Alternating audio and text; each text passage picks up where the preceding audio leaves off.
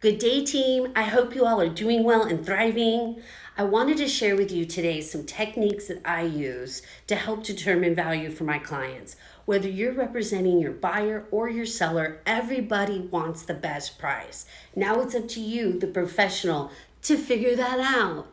So here is the effective way I determine value. And it's very important that you're precise. Whether you're representing the buyer or seller, the number has to be right. So here is my 3-point checklist to determine value. Let's go.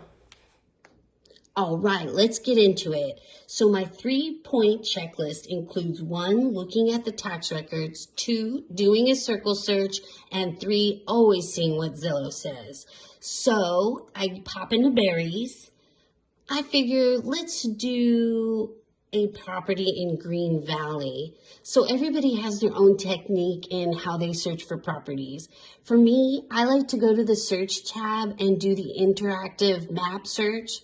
For whatever reason, it's easier for me to be able to look for properties that way. So let's do this one property here in Green Valley.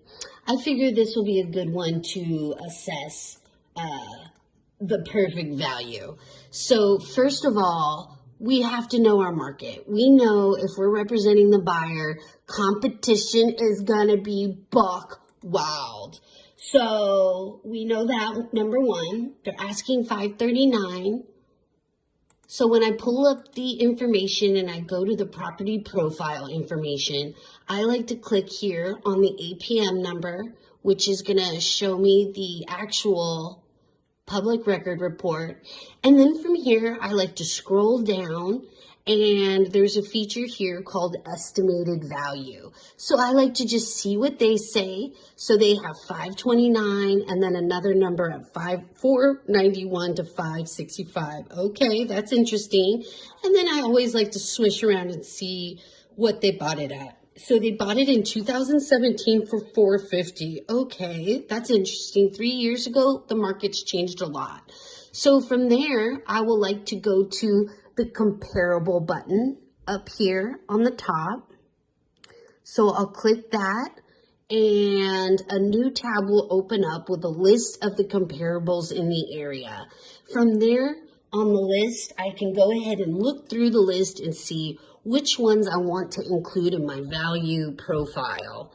So there's some of these that really aren't comparable, like just scanning through the list here. This one at 1,600 square feet. I don't want that on the list. Let's see what else. And just kind of scanning through the numbers. Obviously, I'm representing the buyer. I know there's going to be competition. So what I'm trying to do is see how far I could stretch the numbers to get the home to appraise. Let's see. So I think this 560 is way too much. So let's get rid of that. Once I have all the numbers that I like, I go ahead and click this button here on the bottom right that says generate report. From there, it's going to give me a high and low average on how I could stretch the price. So here we have a high number at 541. And then we have an average of 517. I know this area personally, and I feel very confident that we can get it for what they're asking seems high to me. So I would probably suggest to my buyer to take a roll of the die. I wouldn't offer more than the 539, maybe as a strategy to maybe offer 541. So it's always good to know when you're in a buying situation or especially a bidding war situation, most people offer increments of 5. So they're asking 539 for the property. So most likely they'll get offers at 540, 545, 550, you know. So I always like to do one little step number because sometimes it is the price that wins. So if they're asking 539, I would offer 541, maybe 543 or 546, you know what I'm saying? So once I've kind of looked at this value. I think, okay, maybe I could stretch it to 541, but honestly, knowing this area, I know that there's no way it'll appraise higher than this. And it's so important to get this number right. Some people use a strategy of overpaying and then taking the gamble of renegotiating if it doesn't appraise. I just don't think that's a winning plan. Sometimes you have to do what you have to do, but if you can get the right number up front, that's ideal. So I'm kind of feeling good about 541. Let's see what Zillow says. So I'll copy paste the address here and pippity pop here on Zillow. Put in the address. See what Zillow says. So Zillow is saying 539. So I mean, we all know they're not wrong. So, okay, so I'm kind of feeling pretty good about that number too.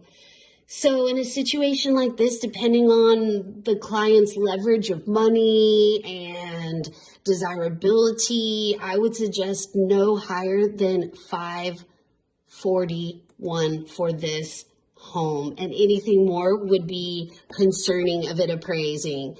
So then my third search would be going back to the interactive map. So we know Green Valley Lakes is specific. It's only that one area.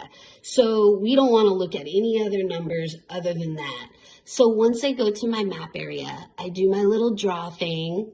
And then I know Green Valley Lakes is just all right here. So I circled. So this is important because looking at the tax records is only going to show us what's sold. This way, we want to know what's pending, what's active, not really what's sold because we already saw that. So we know this property is a 3-bedroom. So let's make our timelines perfect. Let me get this back on residential here. So that's probably going to clean everything out.